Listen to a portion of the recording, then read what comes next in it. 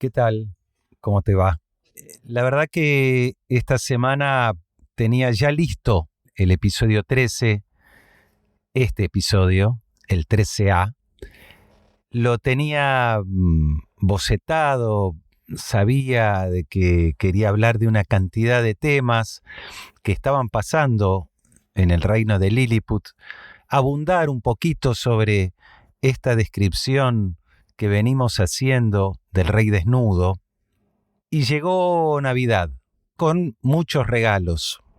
Dije, vamos a hacer un episodio distinto, un episodio donde compartamos uno de esos regalos. Un regalo que me hizo un gran amigo de toda la vida. Como que unió en un hilo, enhebró con este regalo una mirada sobre el mate.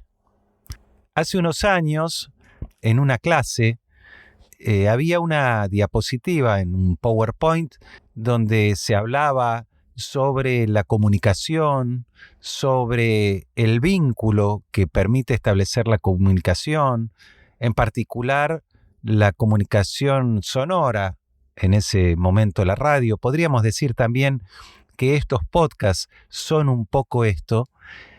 Y había una relación en ese PowerPoint entre la palabra comunicación y la palabra comunión, en su acepción de poner en común, ¿no? Y de comunidad también, de establecer vínculos que nos permitan estar en comunidad. Y el símbolo que estaba en esa diapositiva era el de un mate, ese objeto que nos permite hacerlo circular en un grupo, en una ronda, o quizá tomarlo solos y solas, pero donde estamos poniendo en común también en esta ceremonia lo que es algo de nuestra identidad.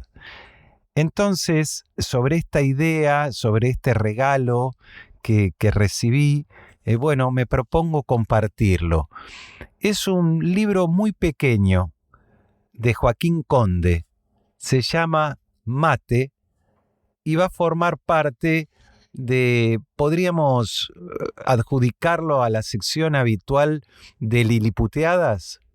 Bueno, en Liliputeadas vamos a compartir mate y después vemos para lo que dé la ronda.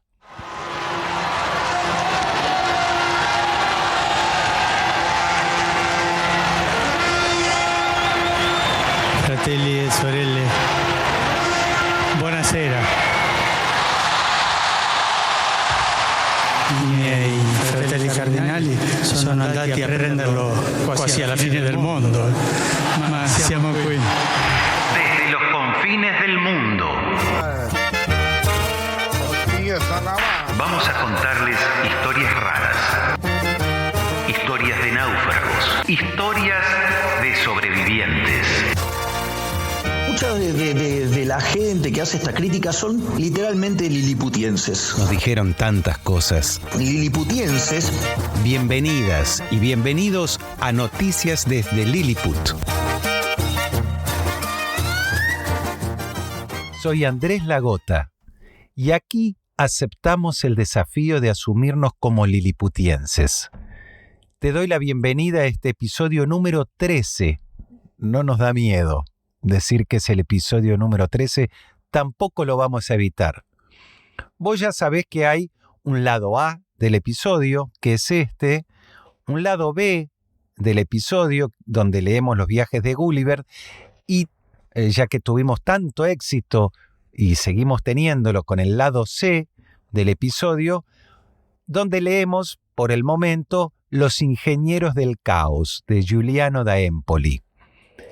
Bueno, le llamamos lado A, B y C, pero en realidad son dimensiones. Entonces, el lado A y el lado B nos van a dar las dimensiones del ancho y el alto de la figura, pero el lado C es el que nos da la profundidad. Te recuerdo que tenemos un número de teléfono, el más 54 911 30 96 91 72, para que nos dejes allí tus mensajes en Telegram y en WhatsApp. Y quiero volver a agradecerles los tecitos que nos están mandando en la semana que pasó. Vinieron muy bien. Y en parte por eso también estamos aquí retomando con este regalo que queríamos compartir con ustedes. Desde ya, si quieren seguir con este ejemplo de cada vez más oyentes que están sumando sus tecitos, pueden colaborar con la continuidad de esta serie, sumar unos pesitos, compartiéndonos un tecito. El link para colaborar está en la descripción de la serie y del episodio, y también nos pueden seguir en redes a través de los canales que van a encontrar del mismo modo en la descripción del episodio. Desde ya, muchas gracias. Nos pueden dar like, nos pueden compartir. Todo esto ayuda para que estas noticias desde Lilliput sigan creciendo. Nos llevan los nadis negros, razas sudacas. Vamos a volver a poner la voz en un coro multicolor. Desde el confín del mundo nuestra voz se siente. Liliputeadas de la semana. Vamos a compartir ahora el libro Mate de Joaquín Conde. Es una bellísima edición del Sueño del Panda. Esta edición está dedicada al recuerdo siempre feliz de Lidia Vilches. No me puedo acordar de cuándo, por primera vez, cuándo, el primero, pero sí sé que empecé a recordar y ya tomaba el mate que me convidaba mi viejo, un mate amargo, cebado en un porongo simple de boca ancha, con pie de alambre y bombilla de tacuara. Siento el olor de la caña quemada, una mañana segura de verano. Mi viejo con un alambre calentado al rojo en la hornalla de la cocina, horada el nudo superior de la tacuara, y el nudo inferior permanece intacto, y perfora en la base las paredes para hacer el filtro. La planta seca cede al calor, como un plástico duro de los de antes, y también el fuego la entibia y moldea, para darle de a poco la curvatura típica. Una caña que cortó al costado de la vía, secada a la sombra y convertida en bombilla. Afuera, el mate se toma en verano y en zonas cálidas, porque la hierba tiene que poder descansar sin perder temperatura y porque no se puede calentar el agua de más para contrarrestar el frío sin dañar la hoja o dañarse a uno mismo. Entre mate y mate, mi papá mueve ligeramente la bombilla y me muestra cómo lo hace para acomodar la hierba y mantener la estabilidad del conjunto, pero también para enseñarme que la pausa es importante y que hay que darle lugar. Subimos a la ruta. Maneja mi mamá. Viajamos al oeste y jugamos un juego simple. El primero en divisar las montañas es el que gana. Lo inventamos la segunda vez que fuimos, intentando replicar en el juego la emoción de la primera. Me acuerdo de un poema que vi en internet, el haiku que escribió un chico en la secundaria, la foto de un cuaderno con imprenta minúscula. Las montañas son verdes, pero de lejos se ven azules. El mate se hace esperar, no mucho, una hora, o lo que dura un disco. La música es siempre lo primero que pasa, y en el asiento del acompañante, sin preguntar, mi papá abre la matera y la charla se destraba. Aunque yo atrás, leyendo, tomo el mate en silencio, hasta que hace ruido, y le toco el hombro a mi papá, que viene distraído y no se da cuenta. Es inútil mirar el horizonte cuando vamos por la primera vuelta. Descubro el mate a la madrugada, cuando decido extender las horas en el silencio de la noche, en el murmullo indeciso de la noche, en el silbato lejano de un tren que se evapora en el frío de la noche. El mate marca un ritmo, lento, más lento. El rumor, del agua sobre la yerba, el crepitar de la yerba en el último trago, cuando estoy solo y me hundo en la madrugada y pienso en el urú, en la figura paciente del urú, que espera y escucha el chasquido seco de la leña encendida. Tengo en la punta de los dedos un poema inevitable sobre el vínculo indisociable entre el mate y el fuego, el barbacoa, el secado, el contacto directo de las llamas sobre las ramas frescas y los hidrocarburos aromáticos policíclicos, memoria química del fuego sobre la hoja, la oxidación lenta de la hierba estacionada, el sol ardiente del verano, el olor de la caña quemada, la estufa leña, el ritual, el fogón en la noche de campamento y en las madrugadas astronómicas. Tengo un poema evanescente en la punta de mis dedos tiznados, la pava apoyada en las brasas y un mate al rojo vivo entre las manos del invierno.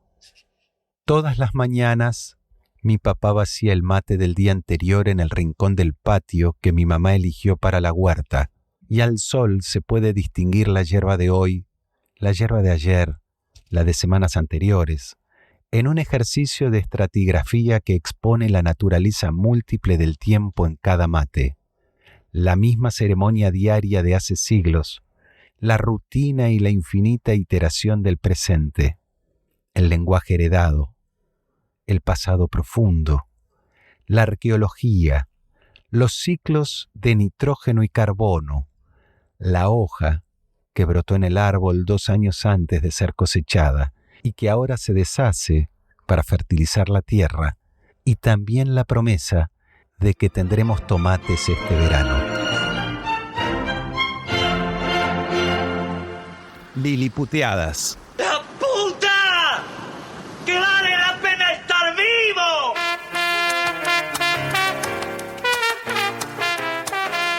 Liliputeada, evento que nos ayuda a contar lo que pasa en una tierra que a menudo nos duele, pero que queremos entrañablemente. Nosotros acá en Noticias desde Lilliput tenemos, esta idea, después de que nos trataran de liliputienses a todos los que pensábamos un poco distinto del pensamiento oficial, de asumirnos como liliputienses, e incluso desarrollamos una idea de que hay una actitud liliputiense. Por eso estamos conversando con Joaquín Conde, que es autor de los poemas que acabamos de escuchar, que forman parte del libro que publicó Mate. Y bueno, Joaquín, te damos la bienvenida aquí a Noticias desde Lilliput. No sé si te cabe esta idea de asumirte como liliputiense. Sí, yo creo que un poco todos lo somos, ¿no? Imagino que un poco sí. Viste, las autodefiniciones son complicadas. Lo que nosotros nos proponemos es un poco analizar no desde un lado o desde otro, sino decir, ¿de qué estamos hablando? Y cuando digo actitud liliputiense, es un poco esto, ¿no? De la idea de publicar un libro como este, Joaquín Mate, publicarlo, vos me dirás si es así o no, a través del Sueño del Panda, que es la editorial, con un formato muy artesanal, con tiradas acotadas. Realmente en este mundo tan virtualizado, tener un libro objeto de estas características que es casi una pieza de arte, bueno, es toda una actitud también, ¿no es cierto? Sí, la verdad que es una decisión. La verdad que justamente la decisión final, digamos, de editar estos poemas que fueron saliendo sin un plan original. Yo no practico habitualmente la escritura de poesía, pero en un momento me empezaron a salir estos poemas y cuando me di cuenta que tenía una colección interesante de poemas sobre el mate, surgió la posibilidad de publicarlo y me pareció como inevitable publicarlo de esta manera, en realidad. Sí, no sé si cómo definirlo, digamos, pero pero me parecía como eso, inevitable. La editorial El Sueño del Panda era un proyecto editorial artesanal mío previo a la pandemia. Lo tenía medio abandonado, digamos, medio dejado, y reflotó con esto, digamos. Era como lo lógico, digamos, que se publique de esta manera. Y muchas gracias por lo que decís de que es casi una obra de arte, porque yo pienso justamente también la edición artesanal en esos términos. Bueno, creo que casi todos los editores artesanales, como del campo de la edición artesanal que hay en Argentina, que por suerte es bastante importante, lo piensan de maneras similares. No digo igual, obviamente, porque hay matices y demás, pero pensar el acto de la práctica de la edición artesanal como en términos también artísticos o autorales. Además confluyen, eso es lo que yo sentí al leer los poemas, confluyen una serie de aspectos, ¿no? que están emparentados, porque el libro artesanal se siente en la mano de otra manera, se abre para leerlo de otra manera, y la sensación de tenerlo entre los dedos es un poco la sensación de acariciar un mate, entonces, y de compartirlo, ¿no? Entonces, por eso decía, bueno, se aunan en el proyecto y en la realización del proyecto una serie de ideas que están emparentadas. Sí, totalmente. Yo me acuerdo que cuando anuncié, digamos, en las redes sociales que bueno, que iba a publicar una tirada breve de mis poemas, el primer libro de poemas y demás, mencioné, digamos, en ese posteo que para mí esta manera artesanal o sea, la encuadernación de los libros y demás de manera artesanal tenía por alguna razón como mucho vínculo con mi manera de preparar el mate, ¿no? Es como esa cosa de tomarse un tiempo para hacerlo, de prestar atención para que salga lo más prolijo posible, lo más lindo posible, como estar prestando atención a lo que uno hace, digamos, ¿no? Una actitud casi de meditación, digamos, mientras uno realiza determinadas prácticas, bueno, en este caso la edición, la encuadernación o el preparar mates. Y ahora que lo decís, que lo mencionás desde el punto de vista, digamos, del receptor y no del productor, claro, también hay algo de eso, ¿no? Como la textura del papel, que es como más rugosa, las costuras expuestas. Sí, hay una actitud, digamos, frente a los objetos y frente a las prácticas que está emparentada, digamos, desde la observación y desde la práctica misma. Me parece que hay como mucha coincidencia entre el mate y la edición artesanal, creo. Y además, en el principio, en la introducción del podcast, yo recordaba una antigua clase, antigua digo porque hace un par de años que la dimos, era una clase sobre producción radiofónica que la dimos con un equipo con el que trabajamos. En esa clase hablábamos de jugábamos un poco con las palabras entre comunicación y comunión en cuanto a compartir, en cuanto a formar una comunidad, en cuanto al vínculo, ¿no? que se establece a través de la radio, a través de la comunicación sonora, y el símbolo que identificaba el objeto, ¿no? que identificaba la diapositiva donde exponíamos esta idea, era un mate, precisamente, ¿no? Como la forma la forma que toma el vínculo, el compartir el mate. Sí, totalmente. Y es interesante que justamente el hecho de que usen el mate como símbolo de comunión y digamos, amplía el valor de comunión y de comunicación o de vínculo, no solamente a las personas que comparten el mate, la ronda de mate, sino el hecho de que es una experiencia más o menos compartida por todos nosotros, el mate. Me ha pasado como... Y que nos identifica, ¿no? Que nos muestra hacia los demás también. No sé en qué sentido lo decís, porque muchas veces se habla del mate como símbolo de identidad, en términos de, qué sé yo, la identidad nacional o identidad cultural de la región. pero nos identifica a nivel individual, personal, digamos. Nos toca como fibras muy íntimas, cotidianas. Me ha pasado, digamos, cuando tuve devoluciones de otras personas que me han comprado un libro y lo han leído y por ahí me han escrito, che, leí tus poemas y me pasó esto, me pasó aquello. Los poemas, viste, son, hablo de una experiencia personal, digamos, ¿no?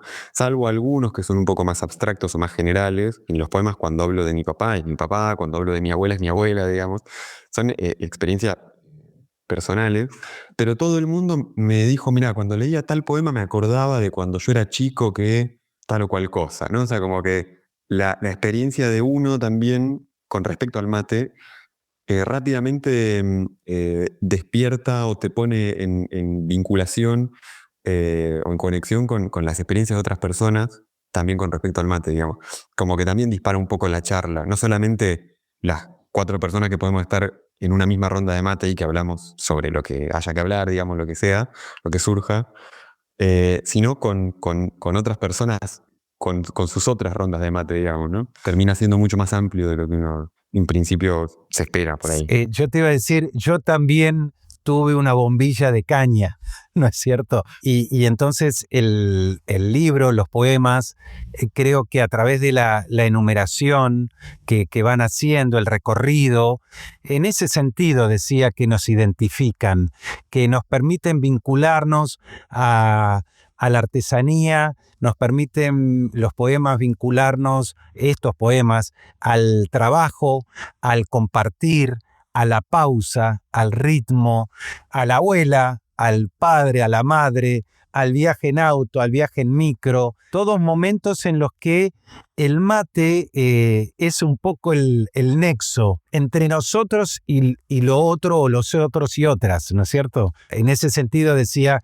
que nos identifica, nos da identidad. Sí, totalmente. Bueno, y con respecto a esto, a la numeración que decís también, claro, hay que fue surgiendo medio intuitivamente también el orden con Mayra, la editora. Digo la editora porque realmente hizo un trabajo de edición. Yo no había tenido experiencia previa en la escritura de mi propia poesía, digamos, y para poder tomar distancia de mi escritura se lo pasé a Mayra, es una amiga que lee mucha poesía y que confío mucho en su criterio, y confiaba sobre todo mucho en su sinceridad, digamos, que me iba a poder decir, esto me parece que no va, y iba a ser sincera, digamos, ¿no?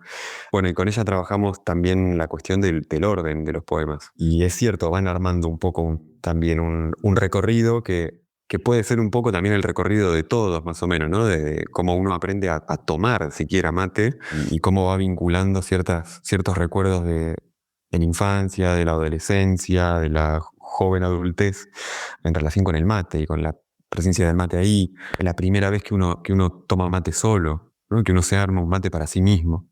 Sí, hay definitivamente esos recorridos nos identifican totalmente. Me pica una curiosidad, porque varias veces en la charla lo dijiste, que la escritura de poesía no es lo que vos haces. Entonces la pregunta sería, ¿y qué es lo que haces, además de escribir poesía muy bellamente? Bueno, claro, yo estudié letras y siempre tuve un interés por la literatura y por el universo de los libros en general, ¿no?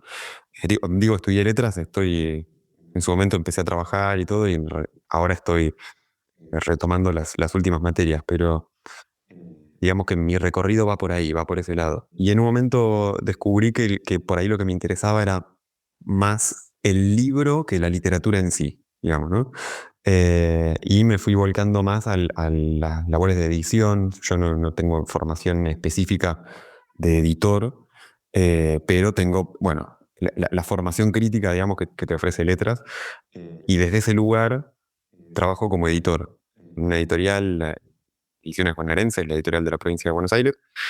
Y paralelamente he hecho experiencias editoriales también en otras editoriales independientes, en mi propio laboratorio editorial, digamos, que es El Sueño del Panda, que previo a la pandemia ya había publicado, también explorando, digamos, la posibilidad de que las características de la edición formen parte del libro como obra, el libro objeto como obra. Publiqué, digamos, poemarios de otros autores, de Eric Sherlock, de Carlos Ríos, que son también dos escritores que tienen sus editoriales artesanales, o sea que claramente hay un interés ahí. Bueno, me dedico a eso ahora. La cuestión de la escritura, que digo que como que vengo medio afuera, porque no soy una persona que quizás esto me abre la puerta para el día de mañana sí hacerlo, digamos, ¿no? Pero no soy una persona que ha hecho talleres de escritura y que tiene como una práctica cotidiana con la escritura de literatura. Y sin embargo,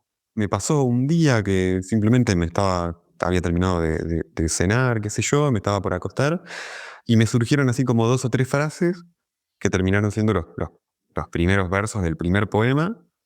Y en vez de dejarlo pasar, como por ahí otro montón de veces hubiese hecho, dije, bueno, abro la compu y lo escribo.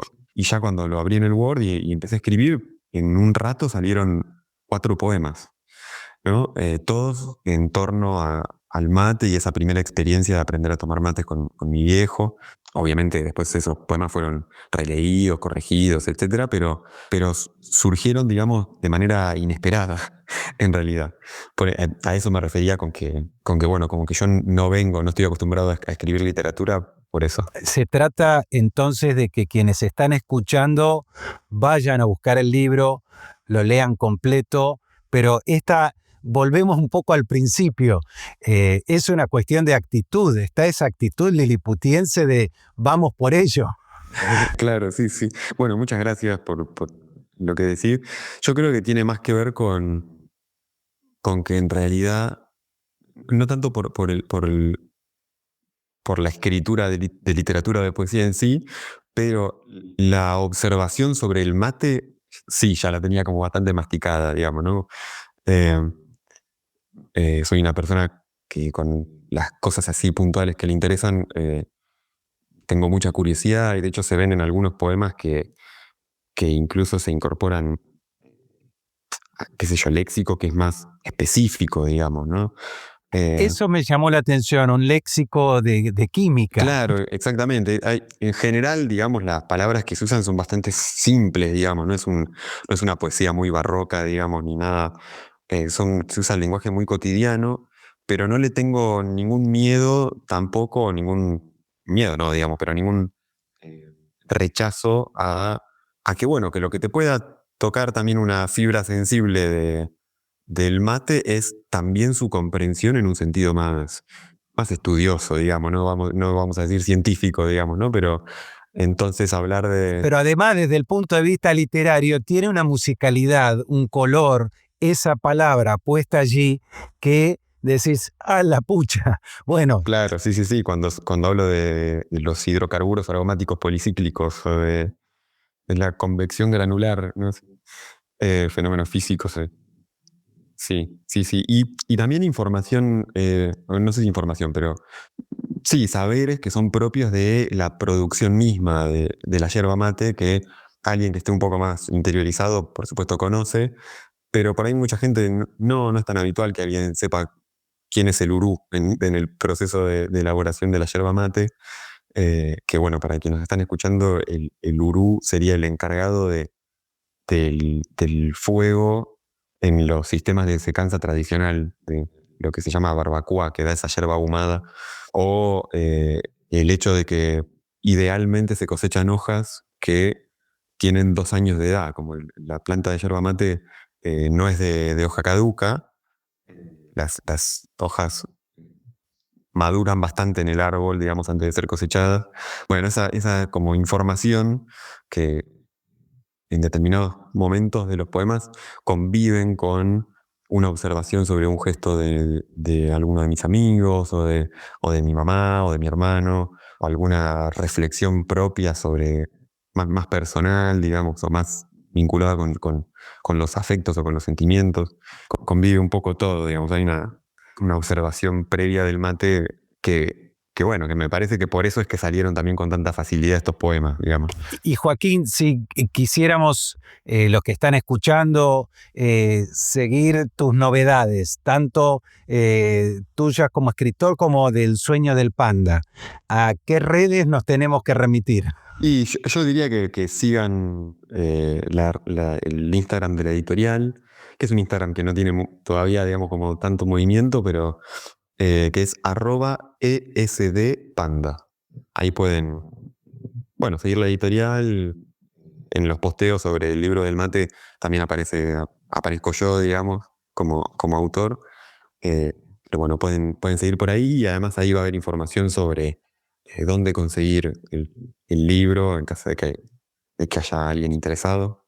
Ya vamos por una segunda edición, hice una primera tanda de 50 ejemplares que fueron todos de venta directa, y incluso medio que se me fue un poco de las manos y puse ahí un límite en 50 ejemplares, porque al hacerlos yo a los libros uno por uno, también hay una limitación. Y ahora hicimos una segunda edición, y ya algunos ejemplares están en algunas librerías, Así que bueno, toda esa información en las redes del Sueño del Panda lo pueden averiguar. La verdad, Joaquín, fue un placerazo es un poco un episodio especial de Noticias desde Lilliput. No tenemos este formato habitualmente, pero nos da mucho placer haber conversado con vos, y quedamos en contacto para cuando volvamos a tener ganas de compartir un mate. Bueno, muchísimas gracias a ustedes por la invitación. La verdad que un placer.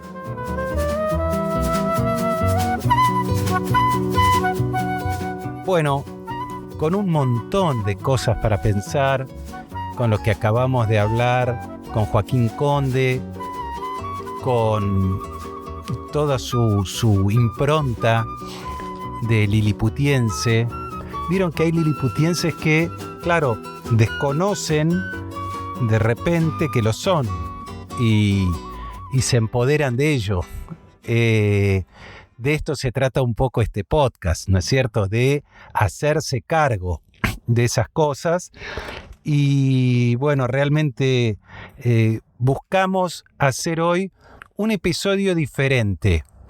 Les voy a decir la verdad, en realidad es más la forma de episodio con la que pensamos originalmente Noticias desde Lilliput. No sé si se acuerdan ustedes del primer y segundo episodio que tuvimos.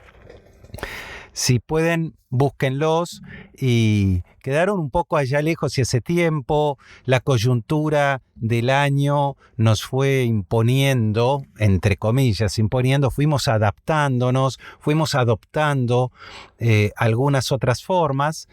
Y bueno, quisimos cerrar el año de otra manera, con un regalo para cada uno y cada una de ustedes.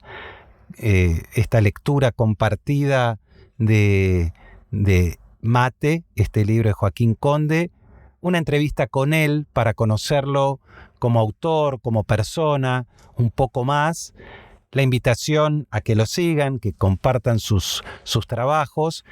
Y bueno, hasta aquí llegamos por hoy, este episodio 13, lado A de Noticias desde Lilliput. Como decimos, un país que amamos y que a menudo nos duele.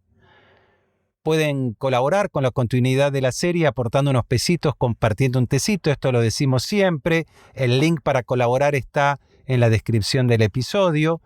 Y también van a encontrar nuestras redes. Pónganles me gusta, compartan, recomienden. Si suman unos pesitos nos viene muy bien. Yo soy Andrés Lagota.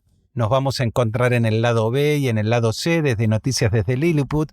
Vieron que me estoy despidiendo, pero como que no quiero. Bueno, porque siempre tenemos un invitado a quien nos gusta recurrir para que nos dé un mensaje. Y el hombre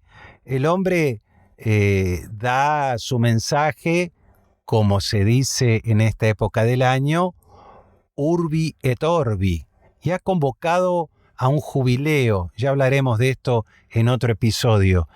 pero queremos despedirnos con la palabra de alguien que hoy ocupa un lugar internacional, pero que siempre, siempre es y no va a dejar de ser nunca argentino. El Papa Francisco estuvo haciendo la bendición Urbi et Orbi y también dedicó unas palabritas al pueblo argentino. Al pueblo argentino, salud. Tacciano le armi. Que se silencie el sonido de las armas en la devastada Ucrania.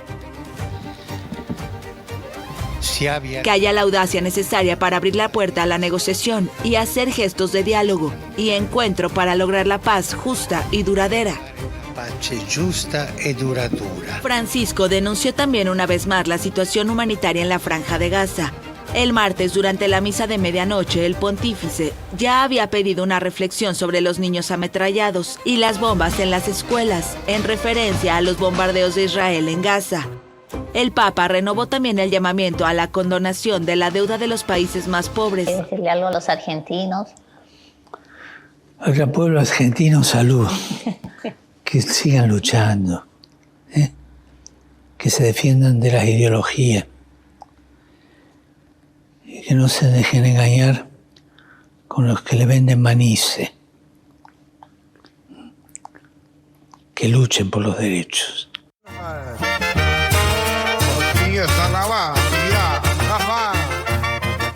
Noticias desde Lilliput. Un podcast en el que quienes no aceptan los matices no se sienten del todo cómodos.